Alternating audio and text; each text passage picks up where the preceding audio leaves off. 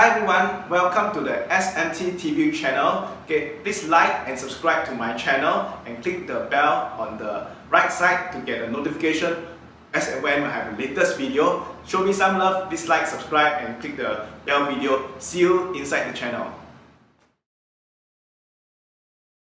Today I'm going to talk about the second way of looking at how to value a stocks. Just to recap the previous video, what we have talked about is two ways of evaluating a stock. One is the absolute way, and then the other one is the relative way.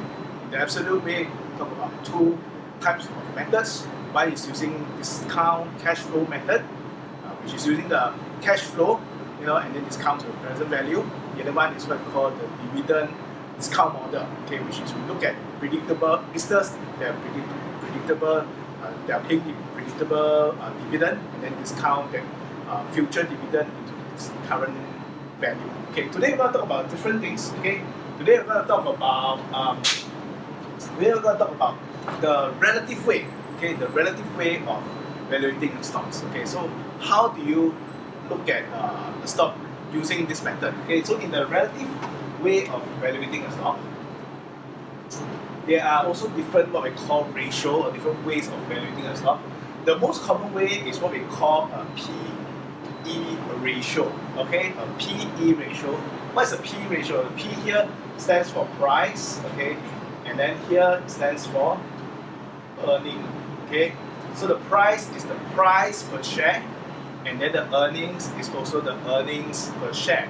Okay, so in terms of price earning, we are looking at a ratio over here. So across different industry, there will be different PE ratio.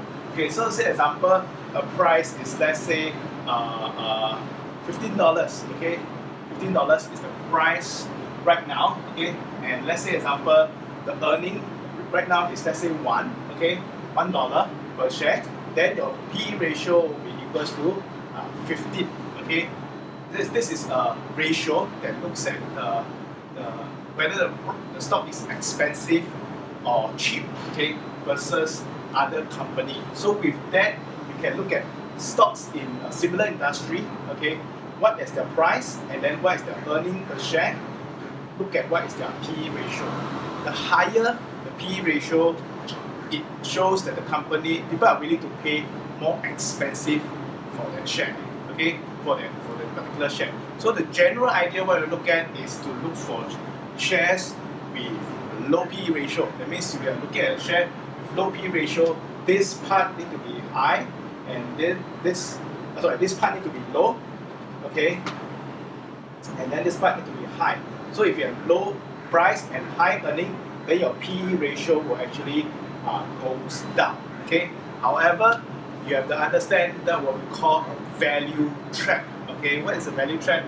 Is in some cases, if the earnings are not strong or the earnings are dropping, it's possible to have stocks that have low PE ratio, but the stock that is of value but may not grow, may not come up in price. Okay, so that's what we call a value trap. So in some companies, say as an example, there are companies that are maybe in sectors that are not in favor, or maybe in businesses that are actually going to be obsolete. It's possible to get shares with very low PE ratio, but their share price will not rise because they do not see the future growth in the business. So keep in mind that even though you look at PE ratio, everything being equal, means growth rate being equal, the business being equal, you want to have PE ratio as low as possible.